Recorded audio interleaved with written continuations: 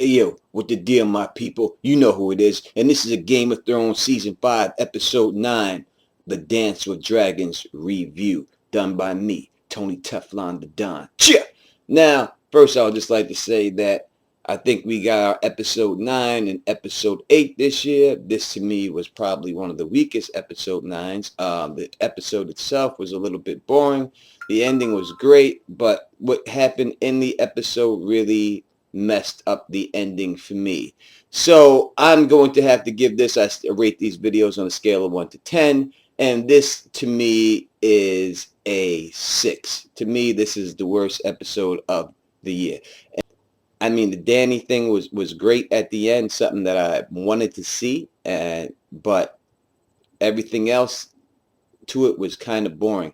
So this is my top jump off moments, and there's only a couple of jump off moments I could really give you. So let me just really recap real quick the stuff that I didn't think was jump off but did happen. So the wall. At the wall, you get Jon coming back, and you see Alicent's Thorn. He opens the gates. You know, they tried to set it up like he wasn't going to. You see the giant, people looking at him in awe. Jon doesn't feel like he did a good job, and he saved a lot more wildlings than I thought that he saved.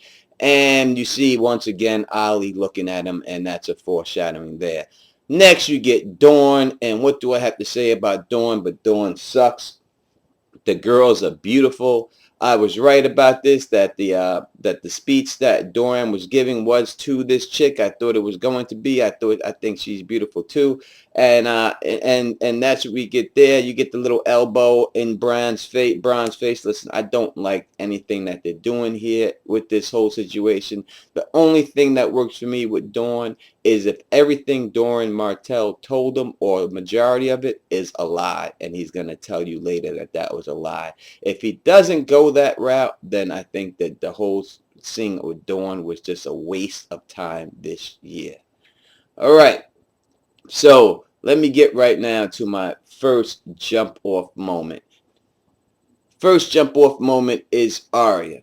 Well, when we see Arya here, she's about to do her thing with the skinny man, and then she sees Sir Meryn Trent, the man who killed Syrio Forel, get off the boat with Mace Tyrell, and she switches gears. Now, I don't like the way they did that, because I am afraid that Arya, obviously, when she tells Jaqen at the end, there is no doubt that he already knows that she's lying. But then I must think that this man is smart. Maybe he knew this was happening all along, and this was just a test he was set up for from the beginning. He knew these dudes were going to show up, and he knew he was going to try to assassinate these persons, and he was just trying to test her.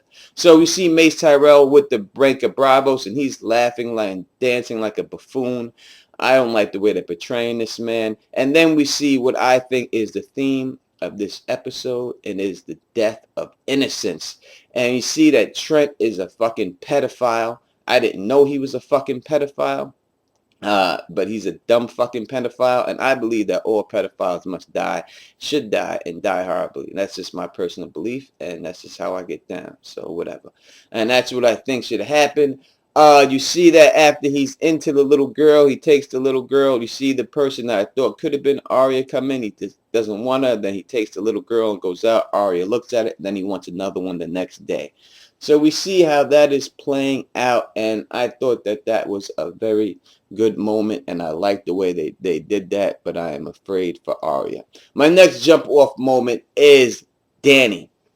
Now, there's a couple of things that happened here that didn't happen in the book. One, his dog got killed. Didn't see that coming at all. I actually thought his dog was running the Harpies, but obviously he's not.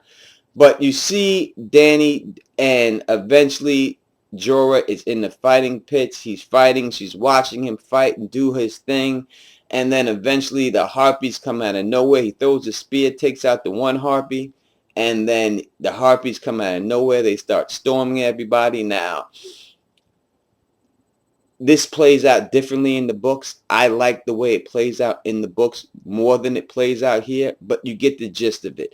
You get Drogon coming down there, sensing Danny is in trouble, and then you get the people fighting Drogon, which is crazy to me. You know, look, human beings aren't afraid. They tried to take this dragon out. Drogon just starts wetting people up with fire. You know, I thought it was like, to me, you could see some of the guys in that were getting burnt had the burning foam on them already, it looked like. That so it was all right. The scene was all right. I thought it was good.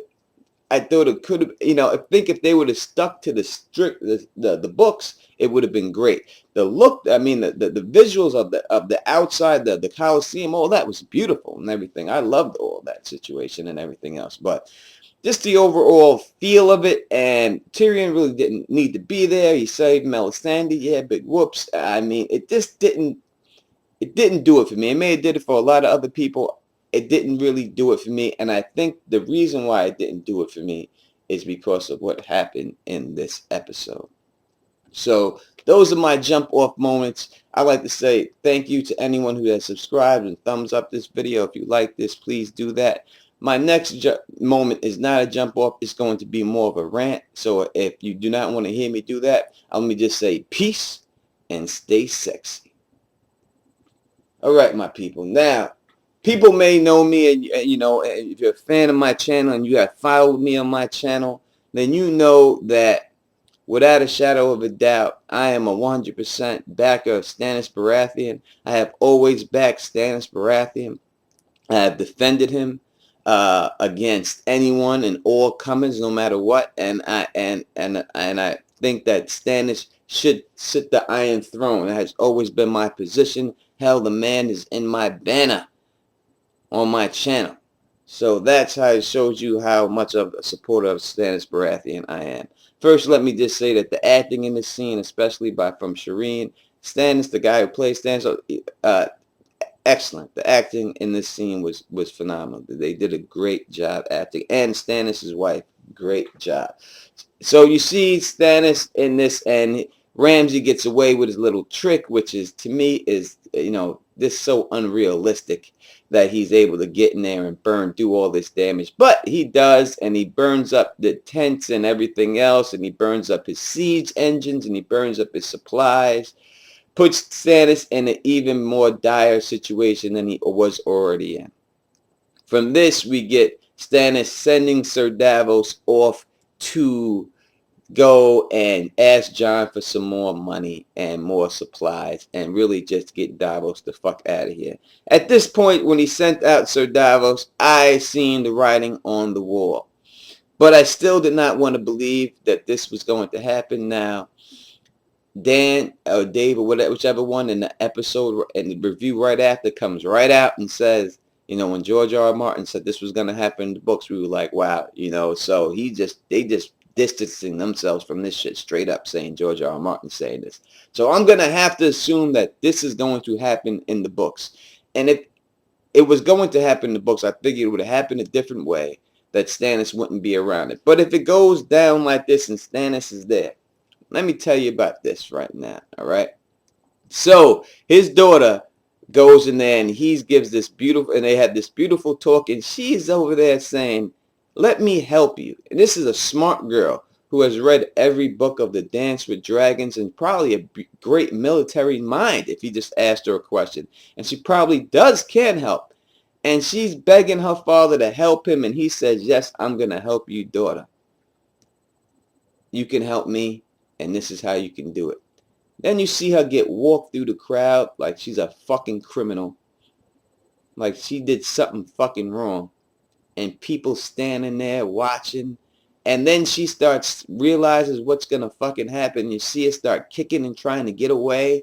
And they just lift her off her little feet and carry her over there.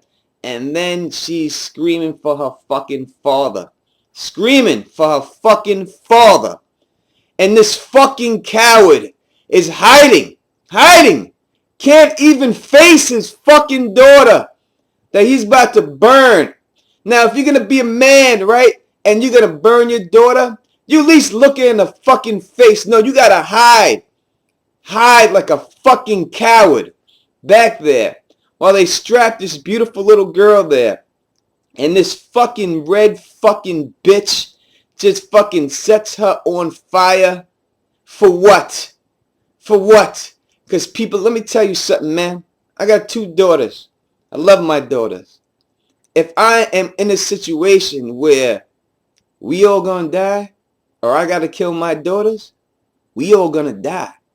Period. I would never kill my daughter.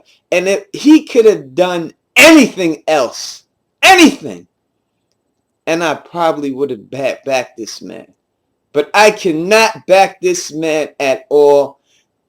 This motherfucker burnt that girl, didn't even have the balls to look at her, stopped his fucking wife who snapped to her senses. For what? For a fucking throne? To get out of the fucking snow? Fuck the snow. You fucking do whatever you gotta do to get out the snow without killing your fucking daughter. Your baby girl. Your baby girl, man. The fuck are you doing?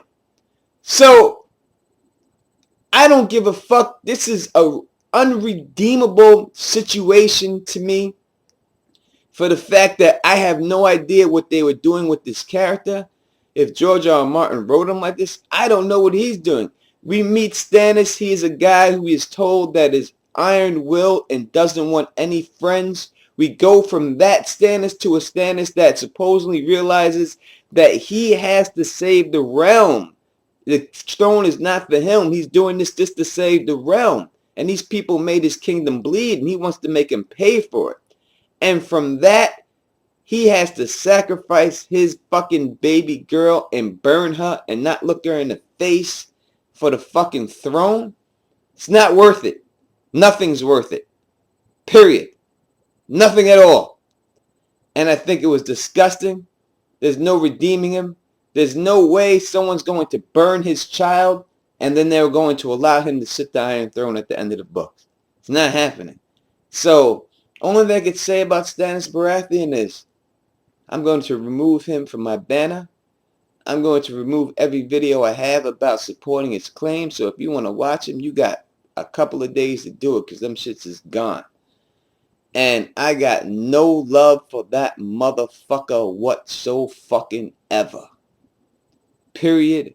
Point blank. End of story. And it sucks because I have nothing to buy from this series anymore. I have no one to support. So now I'm just basically an outsider looking in, giving a review of this fucking book series and these fucking characters. And I don't give a fuck if he gets filleted. I don't give a fuck if they tie his nuts to a fucking horse and have the horse rip them shits off. That would not be cruel enough to the fate that I hope awaits Stannis fucking Baratheon. Peace and stay sexy.